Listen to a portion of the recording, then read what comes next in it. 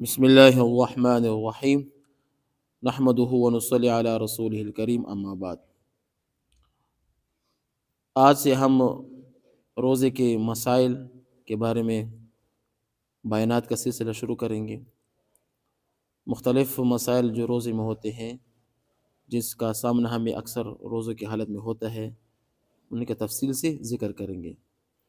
روزے کے مسائل شروع کرنے سے پہلے روزے کا معنی، لغوی معنی، اصطلاحی معنی، فضائل، یہ کچھ ہم پڑھیں گے، اس کے بعد ہم پھر اس کو ترتیب بنا لیں گے، ٹھیک ہے۔ روزہ کو عربی میں صوم کہتے ہیں۔ صوم کا لغوی معنی امساک ہے، یعنی روکنے کے ہیں۔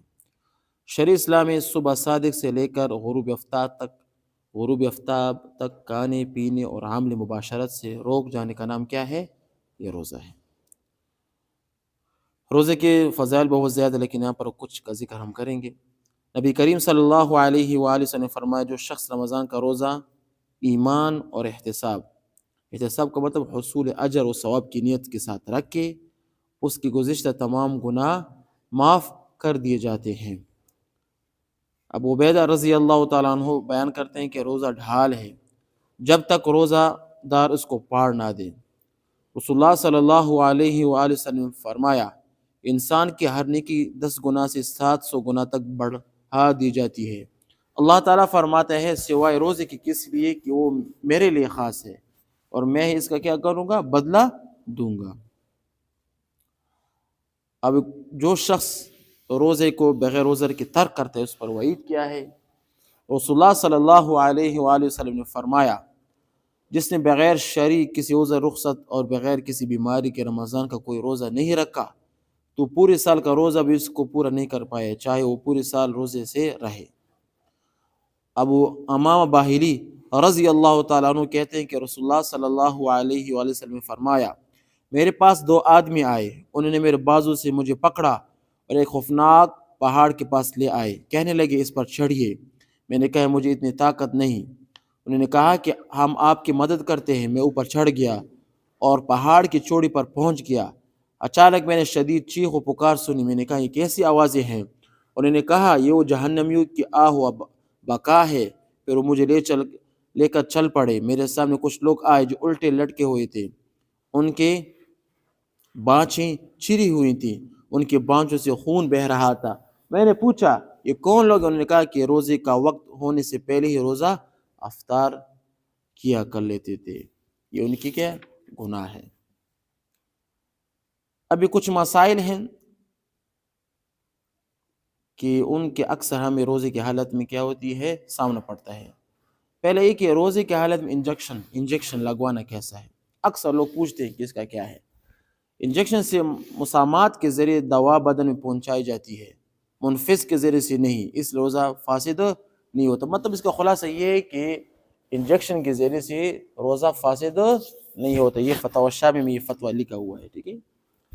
اب روزے کے حال میں ڈراپ لگاتے لوگ، روزے کے حال میں ڈراپ لگوانے سے روزہ فاسد نہیں ہوتا، البتہ روزے کے حال میں صرف طاقت کی حصول کی ڈراپ لگوانا کہ روزہ محسوس نہ ہو مکروہ ہے۔ بار اس سے بھی روزہ فاسد نہیں ہوتا، البتہ کیا ہوتے ہیں؟ مکروہ ہو جاتا ہے۔ انسولین، شوگر کے جو حضرات ہوتے ہیں، روزے میں انسولین انجیکشن کے ذریعے لگانے سے روزہ فاسد نہیں ہوتا۔ آکسیجن جو لگاتے ہیں، آکسیجن لینا جو خالص ہو، اس میں ادویات کے اجزاء شامل نہ ہو، تو ایسے آکسیجن لینے سے روزہ نہیں ٹوٹتا۔ البتہ اگر اس میں ساتھ دوا کے اجزاء بھی شامل ہو تو اس سے روزہ کیا ہو جاتا ہے؟ ٹوٹ جاتا ہے۔ ابھی کوئی شوگر کا مریض ہے، کسی کو شوگر سے مسا کے روزے کی حالت میں کمزوری لاحق ہوتی ہے، اس کے روزہ رکھنا مشکل ہے، تو بیماری کی وجہ سے رمضان کا روزہ نہ رکھنا جائز ہوگا۔ لیکن جب تک صحت کی توقع ہے، فدیہ دینا کافی نہیں ہوتا۔ مطلب یہ ہے کہ مثال کے تو اس کو پتہ ہے کہ رمضان کے بعد میری صحت اچھی ہو جائے گی، تو وہ روزے کا فدیہ نہیں دے سکتا، بلکہ روزے کا اپنے قضا خواہ کرنا ہوگا۔ ایک ہوتا ہے شیخ فانی، وہ آدمی، وہ بیمار، بوڑھا بیمار، جو کہ کبھی اس کے صحت اچھی ہونے کی امید نہ ہو، تو اس روزے کی کیا دے گی؟ فدیہ دے گی، ٹھیک ہے۔